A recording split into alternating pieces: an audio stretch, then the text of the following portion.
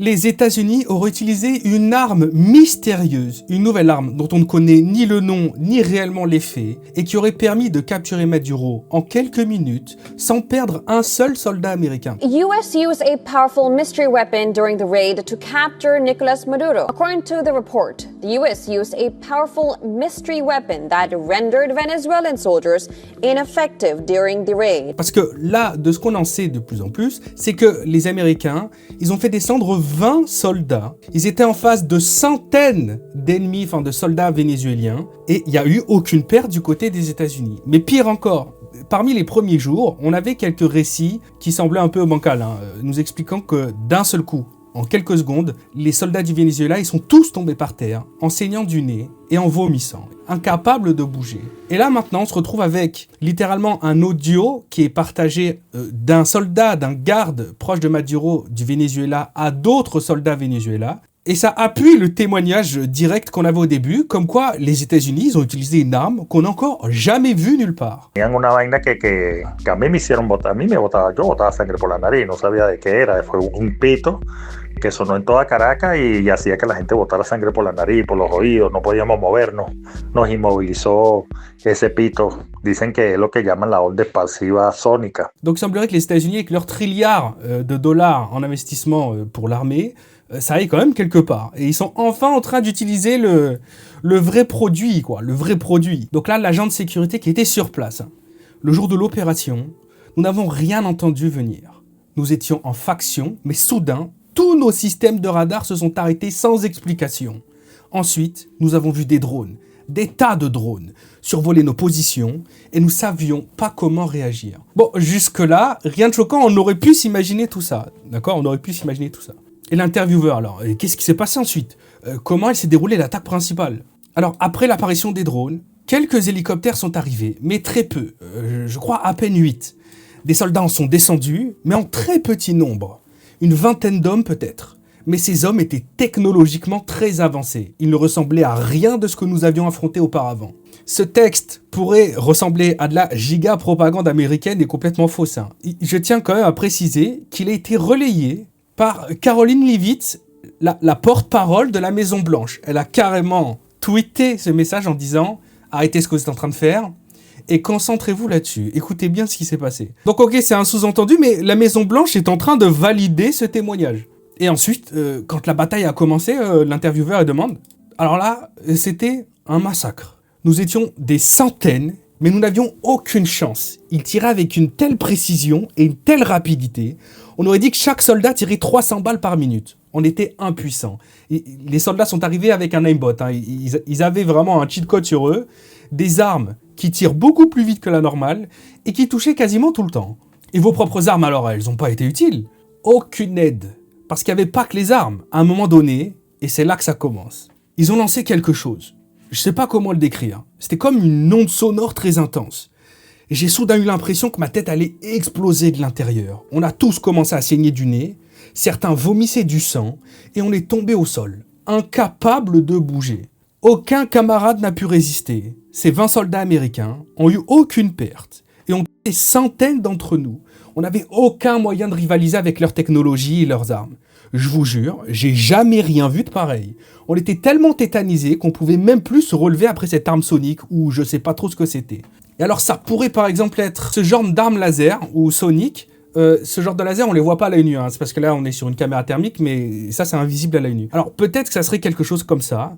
Et du coup, les soldats américains n'ont pas été touchés par ça, peut-être en étant équipés de casques ou quelque chose qui leur permet de ne pas être touchés par ça, j'en ai aucune idée. Et ça pourrait être issu d'un autre projet aussi, peut-être d'État en vérité, mais là en l'occurrence, ce qui s'en rapproche le plus, un de leurs hélicoptères qui était tout simplement équipé d'une arme sonore, d'une arme sonique, quelque chose qu'on n'a encore jamais utilisé sur le terrain, et qui a l'air de fonctionner, puisque là, ça a paralysé des centaines de soldats en face, sans toucher les soldats américains. Ellos apagaron todo el sistema eléctrico, tumbaron los radares, tumbaron todos los iglas.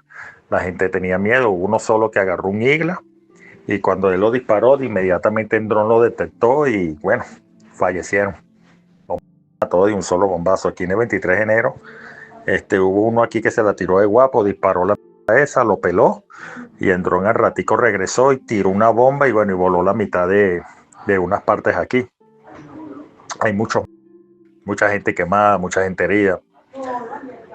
Y ya te mando un video, van aproximadamente 100 militares. Nada más 8 helicópteros, solamente 8 helicópteros dijeron ellos. Y fue verdad, pues nada más fueron 8 helicópteros y 20 hombres. 20 hombres que a 200 hombres, bueno, 32 de un solo coñazo, más de poco de guardia de honores presidenciales, un poco de civiles, y solamente eran 20. Et donc l'intervieweur va dire, et vous pensez que le reste de la région devrait y réfléchir à 2 fois avant d'affronter les Américains? Donc là, il fait référence à toute l'Amérique du Sud. Hein. Sans aucun doute. Je lance un avertissement à tous ceux qui pensent pouvoir tenir tête aux États-Unis. Ils n'ont aucune idée de ce dont ils sont capables. Après ce que j'ai vu, je veux plus jamais me retrouver face à eux. Et il faut pas les chercher. Tout le monde en parle déjà. Personne ne veut vivre ce que nous avons vécu. Maintenant, on y réfléchira à 2 fois. Ce qui s'est passé va changer beaucoup de choses. Non seulement au Venezuela, mais dans toute la région. Et donc, comme je vous l'ai dit, ça ressemble quand même énormément à de la propagande américaine plus. Mais ce vocal, cet échange, en fait, il est réel. En tout cas, il est réel. Il vient d'un garde vénézuélien. La secrétaire et la porte-parole de la Maison-Blanche, elle a relayé aussi ce témoignage. Mais les États-Unis, ils n'ont pas encore dit « Bon, c'est vrai, voilà, on utilise des trucs bizarres ».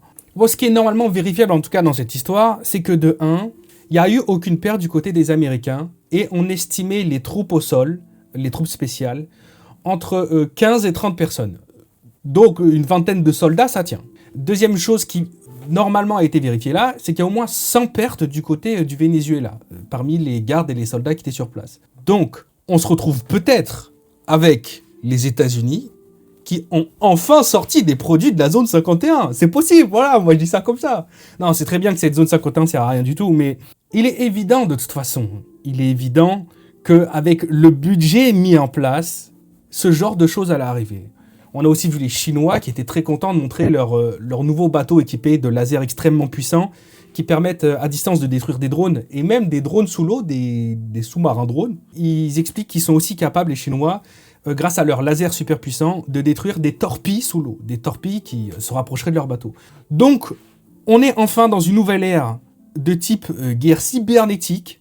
On a des drones indétectables, on a des fusils laser, on a des bombes et des fusils sonores. Ça vaut plus le coup d'y aller, honnêtement. En tant qu'être humain, s'engager là, c'est craignos quand même. Envoyer des robots. Faut lancer les usines à robots là. Faut envoyer des cyborgs. On peut plus continuer à envoyer des humains face à des trucs pareils. Et puis, je suis très curieux de ce système. Est-ce que c'est grossièrement expliqué? Ouais, les soldats, on aurait dit qu'ils tiraient 300 balles à la minute, ils touchaient tout le monde, il n'y avait aucune balle perdue. Je veux dire, ils n'ont pas inventé non plus la visée automatique. Faut pas déconner, ils n'ont pas des aimbots là. Donc, il y a quelque chose à expliquer. Et peut-être qu'ils sont tellement super bien entraînés, ils envoient les meilleurs des meilleurs, que du coup, en face, ça semblait être limite du tir automatique. Oh bordel! C'est n'importe quoi! C'est n'importe quoi! Fue algo muy horrible, fue una vaina muy arrecha. No, ellos no pelean limpio, como dijimos nosotros, ellos no pelearon limpio, ellos pelean de las alturas, que son drones. Venezuela nunca ha entrenado contra un dron, nosotros no tenemos drones, no tenemos tecnología.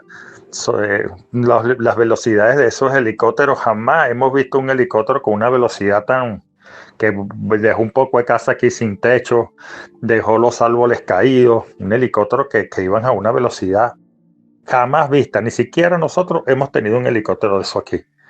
Es una vaina demasiado recha, bueno, que te digo sinceramente, bueno, los tipos de verdad son demasiado poder y solamente fueron 8 helicópteros. Imagínate si nos mandan los 200 helicópteros, los 3.000 aviones que tenían. Ellos simplemente lo que enviaron fueron 8 helicópteros y destruyeron toda Caracas, destruyeron toda la base militar, desarmaron a toda la base misílica y fueron nada más 8 helicópteros. Imagínate si fueran mandados los 3.000 helicópteros que tienen ellos.